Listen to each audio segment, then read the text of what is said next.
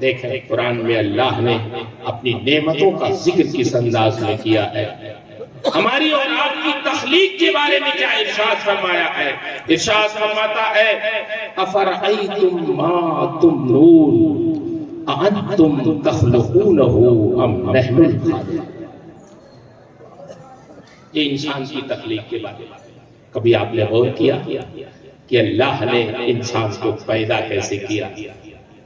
دنیا میں کوئی بڑا سے بڑا ماہر آرٹسٹ ہو، مصور ہو، تصویر بنانے والا ہو، اس سے کہہ دیں کہ ہمارے سید صاحب کی تصویر ذرا تالاب کے اس پانی پہ تم بنا دو، حضرت مولانا یعقوب صاحب قبلہ کی تصویر تالاب کے اس پانی پہ ذرا بنا دو، بنا دے گا؟ کسی بھی ملک کا ماہر مصور ہو، تصویر بنانے والا ہو، آرٹسٹ ہو، پانی پہ وہ تصویر نہیں بنا سکتا۔ ایک لکیر کھینچے گا مصور، وہ لکیر پانی میں پھیل جائے گی، رنگ بھرنا چاہے گا وہ رنگ پانی میں پھیل جائے گا۔ دنیا کا کوئی ایسا مصور نہیں ہے جو پانی پہ کسی کی تصویر جما دے، مگر ہمارا رب ہے جو ماں کے رحم میں پانی کے قطرے پر خوبصورت انسان۔ ہر نعرے تکبیر، نعرے رسالت، علماء اہل سنت، فیضان قرآن۔ ارشاد فرماتا ہے افرأیتم ما تمنون، پانی کے قطرے پر تم خوبصورت انسان بناتے ہو کہ ہم خوبصورت انسان بناتے ہیں۔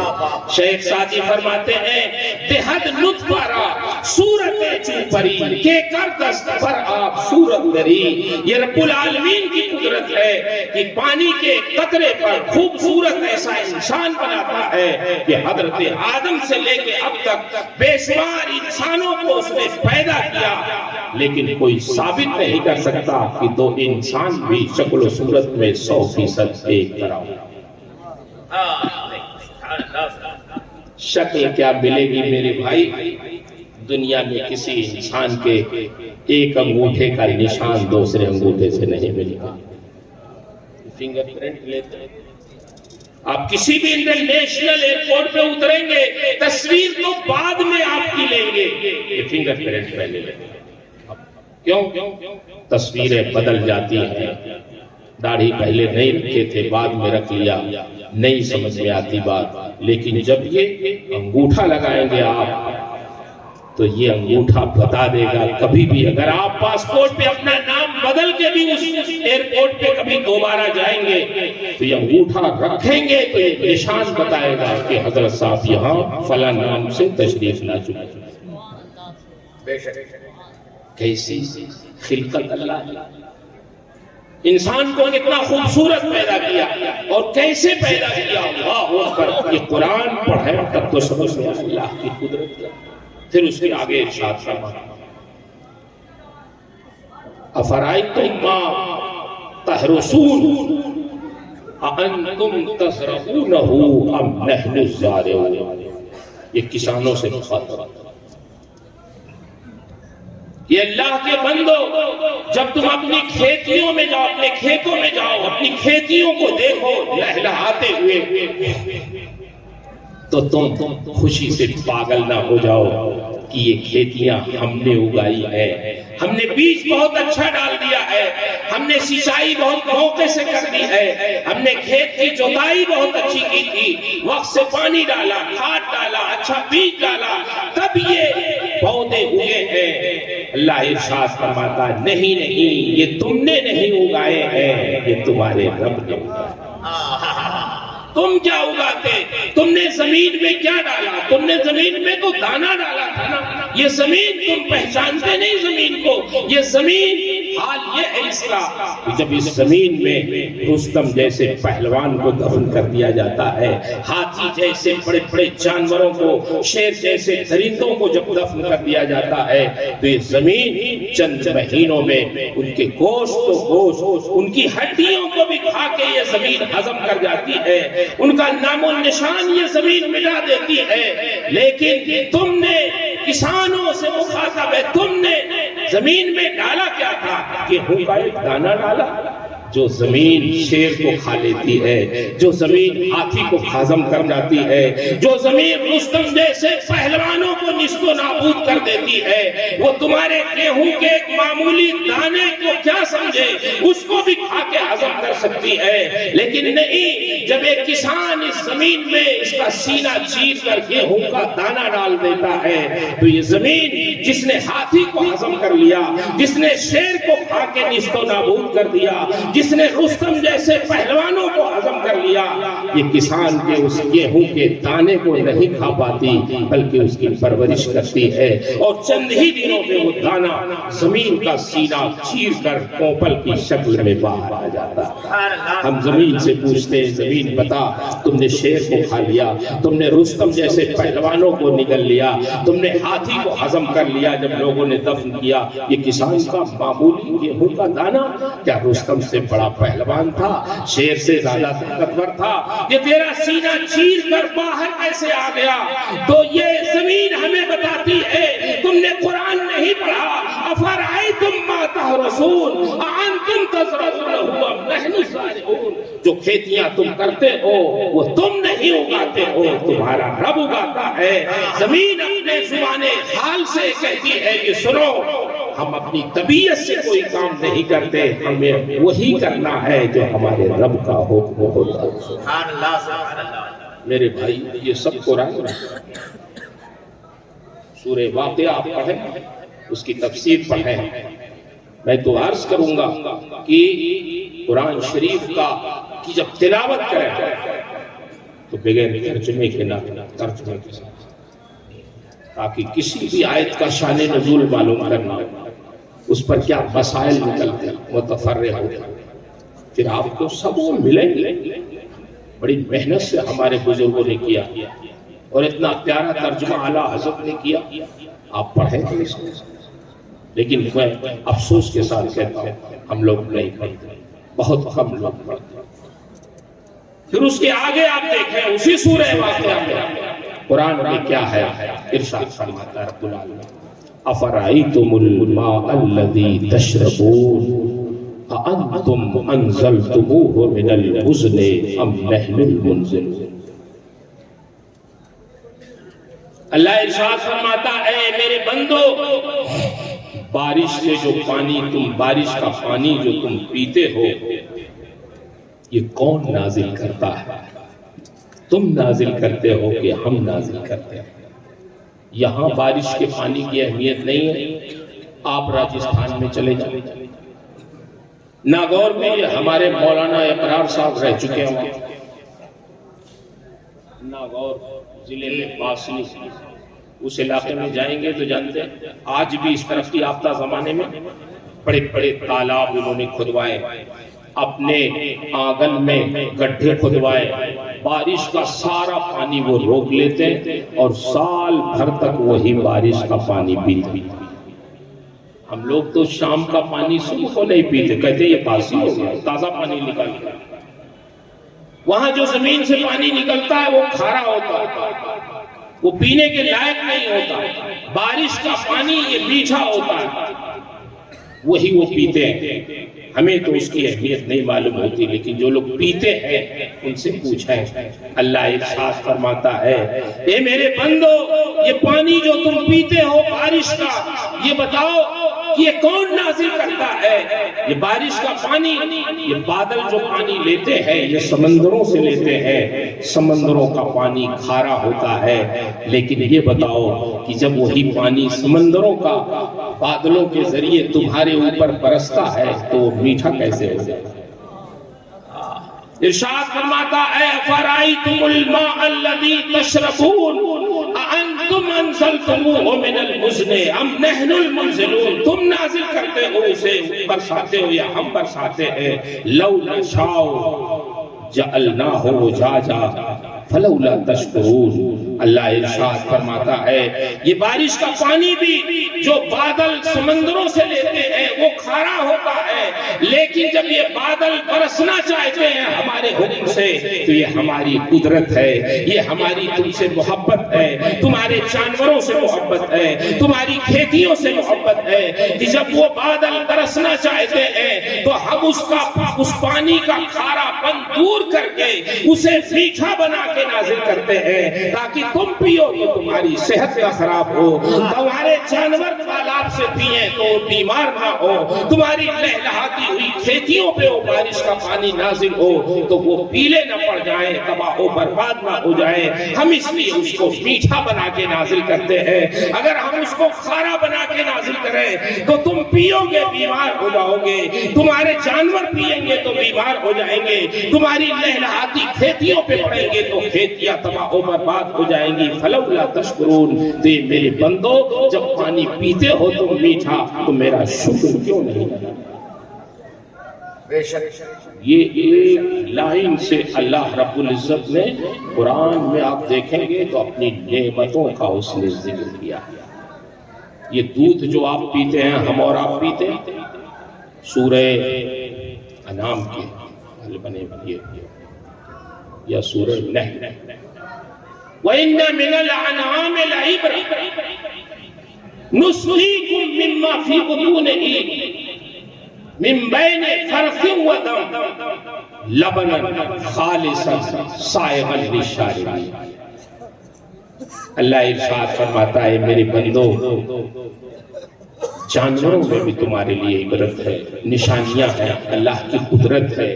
یہ جو تم دودھ پیتے ہو یہ دودھ کہاں سے پیدا ہوتا ہے؟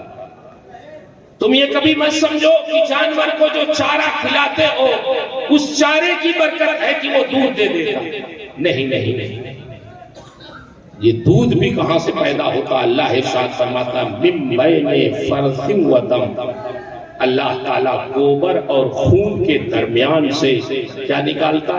لبنا خالصا سائغا للشاربین، خالص دودھ نکالتا ہے ایسا گوبر اور خون کے درمیان سے خالص دودھ۔ خالص دودھ کا مطلب اس کا کلر دیکھو تو بالکل سفید ہے اور پیو تو بالکل نفیس ہے، نہ اس کے کلر میں خون کی کوئی آمیزش ہے اور اس کی بو میں ذائقے میں نہ گوبر کی بو کا کوئی اثر ہے۔ لبنا خالصا، بالکل خالص دودھ، دیکھو تو بالکل سفید، پیو تو بالکل نفیس، نہ گوبر کا کوئی اثر نہ خون کا کوئی اثر۔ سائغا للشاربین، اللہ نے اس دودھ کو ایسا ہلکا اور سریع الہضم بنایا ہے، یہ ایک بوڑھا بھی پیے تو پی سکتا ہے، ایک جوان بھی پیے تو پی سکتا ہے، ایک بچہ بھی پیے تو پی سکتا ہے، اور آج جو بچہ پیدا ہوا ہے وہ بھی پینا چاہے تو پی سکتا ہے، بلکہ وہی پی کے وہ زندہ ہے۔ آج پیدا ہونے والے بچے کو اگر آپ روٹی کھلائیں، چاول کھلائیں، وہ گلے سے نیچے اتار نہیں سکتا، لیکن اللہ نے دودھ ایسا بنایا ہے سائغ، گلے سے آسانی سے اترنے والا۔ ارشاد فرماتا ہے ہم نے یہ دودھ جو گوبر اور خون کے درمیان سے نکالا ہے یہ اتنا ہلکا پھلکا ہے، اتنا سریع الہضم ہے، گلے سے اتنی آسانی سے اترنے والا ہے کہ بڑا بھی پیے، جوان بھی پیے، بچہ بھی پیے، شیرخوار بچہ بھی پیے تو اس کے گلے سے آسانی سے اترنے والا ہے۔ یہ تو میں نے قرآن مقدس کی چند آیتیں ذکر کی ہیں جس سے آپ اندازہ لگا سکتے ہیں کہ قرآن مقدس میں اللہ نے اپنی نعمتوں کا ذکر کس انداز میں کیا۔ قرآن صرف تلاوت ہی کے لیے نہیں ہے، اس کو سمجھا جائے، اس کو پڑھا جائے اور پھر اس پہ عمل کیا جائے۔ اللہ کے رسول صلی اللہ علیہ وسلم نے ارشاد فرمایا جو قرآن کو یاد کرے اور پھر اس پر عمل کرے وہ اللہ کے رسول نے نہ صرف اس قرآن کو یاد کرنے والے کے لیے فضیلتیں بتائی ہیں بلکہ اس کے ماں باپ کے لیے بھی فضیلتیں بتائی ہیں۔ یہاں ان بچوں کی دستار بندی ہوگی جو قرآن کو یاد کیے ہیں، اور قیامت میں ان کے ماں باپ کی دستار بندی ہوگی جنہوں نے اپنے بچوں کو حافظ قرآن بنایا۔ اور دستار بندی کا مطلب حدیث شریف میں آیا ایسا تاج رکھا جائے گا جس کی روشنی سورج سے بھی زیادہ چمکتا ہے. تو یہ دستار بندی ہی تو ہوئی بچوں کی یہاں، ماں باپ کی وہاں. میں مبارکباد پیش کرتا ہوں ان بچوں کے والدین کو جنہوں نے اپنے بچوں کو حفظ قرآن کے لیے منتخب کیا. بچوں نے قرآن مقدس یاد کیا. آپ یقین مانیں یہ آپ کے بچے جو قرآن مقدس یاد کر کے آج حافظ قرآن ہو رہے ہیں، یہ حافظ قرآن اتنی آسانی سے نہیں ہوتے. یہ جو مدرسہ دیکھ رہے ہیں معینیہ، جس کے صدر مدرس حضرت مولانا عبدالسلام صاحب، اس میں اساتذہ جو پڑھاتے ہیں آپ تو داخلہ کرا کے گھر چلے جاتے ہیں. اصل کام تو ان کا ہوتا ہے جو آپ کے بچوں کو، ہمارے بچوں کو اساتذہ پڑھاتے ہیں. حفظ کم سے کم اوسط اگر نکالے تو 3 سال میں بچے حافظ ہوتے ہیں. قریب آج کل 3 سال میں کتنی محنت کرنی پڑتی ہے اساتذہ کو.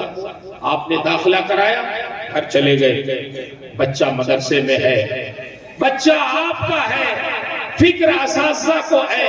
یہ مغرب بعد بیٹھا کے انہیں پڑھاتے ہیں، یہ عشاء بعد انہیں بیٹھا کے پڑھاتے ہیں، یہ فجر کے پہلے جگہ کے انہیں قرآن پڑھاتے ہیں، یہ فجر کے بعد بیٹھا کے پڑھاتے ہیں. 4 نشستیں تو درسگاہ کے علاوہ کرواتے ہیں.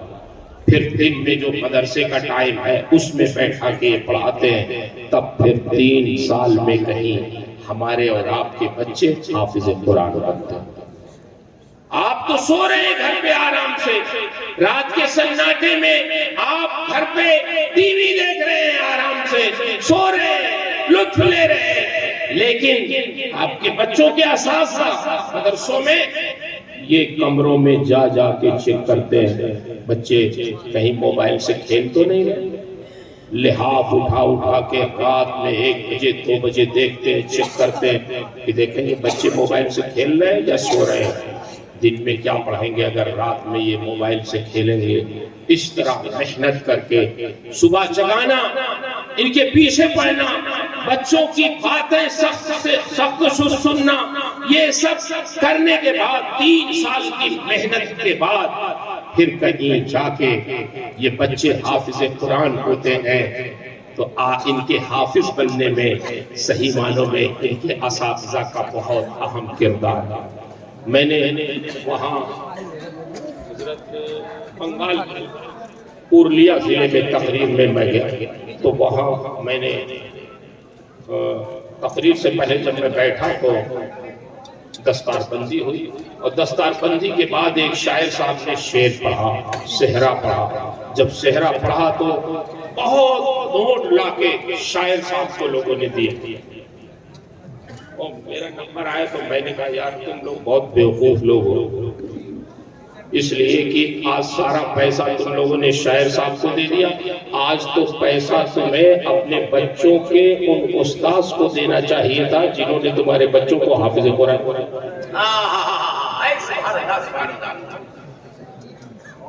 یہ شاعر صاحب ابھی چلے جائیں گے، خیریت بھی نہیں پوچھیں گے تمہاری، مڑ کے دیکھیں گے بھی نہیں، اور پیسہ انہیں خود دے رہے. کم سے کم آج ان کے استاذ کو دیتے تو بات سمجھ میں آتی کہ تم نے اپنے بچوں کے استاذ کا احسان کچھ سمجھا. وہ تمہارے محتاج نہیں ہے، لیکن یہ تو سمجھ میں آتا کہ تم قدرداں ہو علم کے، محنت کے، کوشش کے. میں نے کہا کہاں ہے حافظ صاحب؟ تو وہ حافظ صاحب بیچارے گلی کنارے میں. میں نے ان کو کہا حافظ صاحب کیا؟ ان کو آگے بیٹھا. میں نے کہا خبردار اب اگر کوئی انعام ادھر ادھر دیا اب سارا انعام حافظ صاحب. بے شک بے شک. میں نے کہا کوئی بغیر انعام دیے جائے گا بھی نہیں، چاہے وہ 10 روپیہ دے، لیکن حافظ صاحب کو وہ اللہ کا کرم لگتا ہے. وہ قبولیت کی گھڑی کی بات قبول ہو تو پھر سب لوگ اٹھے اور انہوں نے حافظ صاحب کو اتنا دیا کہ حافظ صاحب کو رومال میں باندھ کے لے جانا پڑا. حافظ صاحب خوش ہو. میں نے کہا اس کو بات دیجیے اب لے جا کے گھر گنیے گا, نہیں ادھر ادھر گنیں گے تو گننے میں کتنے لوگ ادھر ادھر مار دیں, آپ اس کو باندھ کے لے کے جائیے. حافظ صاحب بہت خوش ہوئے. مجھے خوشی یہ ہوئی کہ لوگوں نے استاذ کی قدر سمجھی. خوشی نگر میں بھی میں نے یہی بات کہی تو جیسے لگتا ہے انہوں نے تیاری کر لی تھی پہلے سے. 2 لڑکوں کی دستار تھی, اور جب میں نے کہا یار دیکھو جنہوں نے ان کے استاد جو ہیں ان کے کہاں ہیں, وہ بیٹھے تھے تو لوگ سمجھ گئے کہ میں نے کہا ارے ان کی قدر کرو, آج انہوں نے پڑھایا تمہارے لڑکوں کو. مولانا مسعود صاحب کے لیے نعرہ لگانے کی کوئی ضرورت نہیں, ان کے لیے نعرہ لگانا, اور ان کے لیے جو ہو سکے گا. تو واقعی انہوں نے حضرت لا کے نئی موٹر سائیکل کی چابی دی اور کہا حضرت یہ چابی ان کو دے دیجیے, یہ موٹر سائیکل ہم دونوں.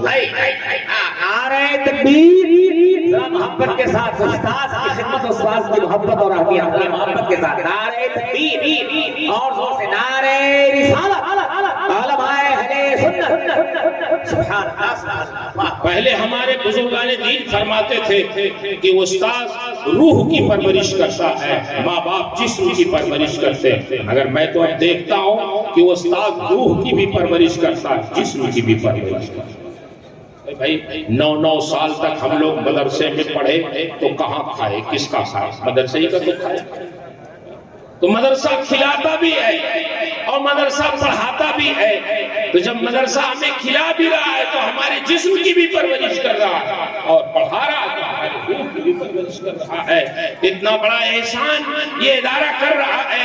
تو میں اپنے ان فارغ ہونے والے بچوں سے گزارش کروں گا کہ کسی بھی مدرسے میں پڑھ رہے اور جو طلبہ, ان سے گزارش کروں گا کہ آپ اپنے اساتذہ کی عزت کیجئے, اپنے مدرسے سے محبت کیجئے, اس کے در و دیوار سے محبت کیجئے, اس کی چیزوں سے محبت کیجئے, اس کے سامانوں سے محبت کیجئے. جیسے آپ کے گھر کا کوئی سامان اگر بگڑتا ہے تو آپ کو تکلیف پہنچتی ہے. آپ اگر کمرے سے نکلتے ہیں اپنے گھر کے تو پنکھا بند کر دیتے ہیں, لائٹ بند کر دیتے ہیں. ایسے ہی جب اپنے مدرسے کے کمرے سے نکلیے اور کوئی نہ ہو تو اس کا پنکھا بند کر دیجئے, اس کی بجلی بند کر دیجئے, اس کی لائٹ بند کر دیجئے. مدرسے کی جائیداد کو اپنی جائیداد کی طرح سمجھیے, اس کی عزت کیجئے. اور جو اساتذہ جنہوں نے آپ کو پڑھایا ہے, جنہوں نے علم حاصل کرایا, جنہوں نے ہماری تربیت کی, علم دیا, ہمیں سکھایا, ہمیں کوئی طریقہ معلوم نہیں تھا,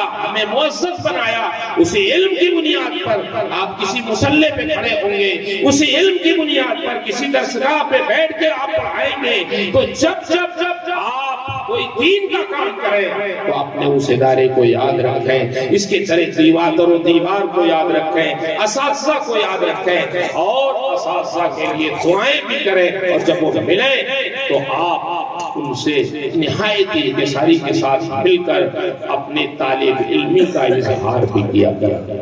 اس لیے کہ علم تو کتابوں سے مل جاتا ہے مگر نور علم وہ اساتذہ کی اعزاز سے ملتا ہے, ان کی خدمت سے ملتا ہے, ان کی اطاعت و فرما برداری سے ملتا ہے. حضور حافظ ملت علیہ الرحمہ جب حضور صدر الشریعہ علیہ الرحمہ بریلی شریف سے آتے, سٹھیاں اسٹیشن پہ 1 منٹ ٹرین رکتی تھی. اس وقت راستہ بڑا خراب ہے تو صرف حافظ ملت صدر الشریعہ سے ہاتھ ملانے کے لیے اسٹیشن جاتے ہیں کہ اتنی دیر میں کم سے کم ہم سلام کر لیں گے اپنے استاد سے اور ان کی زیارت کر لیں گے. مبارکپور سے سٹھیاں جاتے تھے. آج تو بچے اگر وہ استاد کو دیکھتے ہیں, بہت سے بچے ایسے تو ادھر ادھر کٹ کے چلے جاتے ہیں کہ کہیں سلام نہ کرنا پڑے. سلام کی بھی روایت ہے. تو اس لیے سلام اور اعزاز عزت کرنا یہ ہمارا اخلاقی فریضہ ہے. ہارون رشید نے اپنے بیٹوں میں سے امین یا مامون کو امام کسائی کے وہاں بھیجا پڑھنے کے لیے. تو جب پڑھنے کے لیے بھیجا تو کچھ دن کے بعد ہارون رشید جیسے جاہو جلال والے بادشاہ امام کسائی کے وہاں گئے یہ دیکھنے کے لیے کہ دیکھیں حضرت ہمارے لڑکے کو کیا پڑھا رہے ہیں، کیا سکھا رہے ہیں۔ غالباً وہ مغرب یا عصر کا وقت تھا۔ ہارون رشید جب پہنچے امام کسائی کے وہاں ان کی مجلس میں تو دیکھا کہ نماز کا وقت قریب ہے اور امام کسائی وضو کر رہے ہیں اور ان کا بیٹا اپنے استاذ کو وضو کرا رہا ہے۔ ہمارا بیٹا اگر اپنے استاذ کو وضو کرائے تو ہم خوش ہو جائیں گے۔ دیکھا کہ میرا بیٹا اپنے استاذ کے پیر پہ پانی گرا رہا ہے اور اس کے استاذ وضو میں اپنا پیر دھل رہے ہیں۔ ہارون رشید نے پیچھے سے ایک تماشا اپنے بیٹے کو رسید کیا اور جب وہ متوجہ ہوا پیچھے تو ہارون رشید نے کہا نادان، اللہ نے دو ہاتھ کس لیے دیے ہیں؟ صرف ایک ہاتھ استعمال کرتا ہے، ایک ہاتھ سے پانی ڈال اور دوسرے ہاتھ سے اپنے استاذ کا پیر دھل، تب بھی ان کا حق ادا کر۔ یہ بڑے بڑے بادشاہ، جاہو جلال والے بادشاہ ہارون رشید جیسے لوگ اپنے بیٹوں کو جب مدرسے میں داخل کرتے کسی استاذ کے وہاں تو وہ صرف یہ نہیں چاہتے تھے کہ میرا بیٹا عالم بن جائے، بلکہ وہ یہ چاہتے تھے کہ میرا بیٹا مؤدب بن جائے، عالم ہونے کے ساتھ استاذ کی عزت کرنے والا بنے، بزرگوں کا فرما بردار بنے، تب وہ حکومت کرتے تھے۔ اس لیے کہ ان کے بیٹے بھی نہ صرف عالم ہوتے تھے بلکہ وہ باعمل۔ اس لیے میرے بھائیوں، کبھی تو اب تو مار پیٹ کا زمانہ نہیں۔ میں ایک جگہ جونپور میں گیا تو ایک قاری صاحب سے بس نہیں کہا قاری صاحب خیریت؟ ارے بولے حضرت خیریت کیا ہے؟ ایک لڑکے کو میں نے مار دیا تو گھر والوں نے مقدمہ کر دیا، میں تو جیل جاتے جاتے بچا۔ تو آپ چاہتے ہیں ہمارا بیٹا عالم بھی ہو جائے، حافظ بھی ہو جائے، اور اگر دو چار چھڑی لگا دیا تو آپ چلے گئے تھانے میں، آپ نے FIR کر دیا، آپ نے مقدمہ کر دیا، پھر تو کہاں کی پڑھائی لکھائی۔ اس لیے آپ بھی اپنے بچوں کے اساتذہ کی عزت کریں، اپنے بچوں سے بھی عزت کروائیں۔ یہ ادارہ جس میں یہ بچے پڑھ رہے ہیں اس کی خدمت کریں، اس کے خرچے اور اخراجات اور اس کی ضروریات کا لحاظ کریں۔ یہ ادارے رہیں گے تبھی آپ کو حافظ قرآن ملیں گے، تراویح پڑھانے والے ملیں گے، قرآن پڑھانے والے ملیں گے، دین کی باتیں سمجھانے والے ملیں گے۔ آج اسٹیج پہ جتنے علماء بیٹھے ہوئے ہیں، جتنے حفاظ ہیں، جتنے ائمہ ہیں، اگر سب کے حالات آپ جاننا چاہتے ہیں تو ضرور بنیادی چیز مشترک ہوگی کہ سب کے سب کسی نہ کسی ادارے میں پڑھے ہوئے۔ اس لیے یہ ادارے باقی رہیں گے تو یہ علماء نکلتے رہیں گے، حفاظ نکلتے رہیں گے اور قرہ نکلتے رہیں گے، دین کا کام انشاءاللہ ہوتا رہے گا۔ تو آپ سے گزارش ہے کہ حضرت مولانا عبدالسلام صاحب اللہ مقدس العلی کا ہاتھ بٹائیں، تعاون کریں مدرسے کا اور اس کے اخراجات پر بھی نگاہ رکھیں تاکہ یہ کام جو جاری ہے وہ آسانی سے چلتا رہے۔ میری دعا ہے رب تبارک و تعالیٰ سے رب العزت اس ادارے کو فروغ عطا فرمائے، اس کی تعلیم بہتر سے بہتر بنائے اور اس کے اساتذہ، اس کے طلبہ، اس کے معاونین، مخلصین، اراکین، جتنے بھی لوگ اس سے منسلک ہیں، اللہ سب کی عمروں میں، سب کی صحت میں برکتیں عطا فرمائے، سب کے دلوں میں خلوص عطا فرمائے، لڑائی جھگڑے سے محفوظ رکھے اور دین کی خدمت اخلاص کے ساتھ کرنے کی توفیق عطا فرمائے۔ میں نے جو کچھ بھی اپنے مختصر سے بیان میں عرض کیا ہے، اس میں جو حق ہے، جو ثواب ہے، جو صحیح ہے، وہ سب میرے رب کی طرف سے ہے۔ میرے بیان میں، میری تعبیر میں، میرے سمجھانے میں، خود میرے سمجھنے میں جو کوتاہیاں ہیں، جو غلطیاں ہیں، وہ سب میری طرف سے ہے۔ اللہ مجھے حق کہنے، حق سنانے، خود حق پہ قائم رہنے اور حق کی نشر و اشاعت کی توفیق عطا فرمائے۔ استغفر اللہ ربی من کل ذنب و اتوب الیہ۔ السلام علیکم۔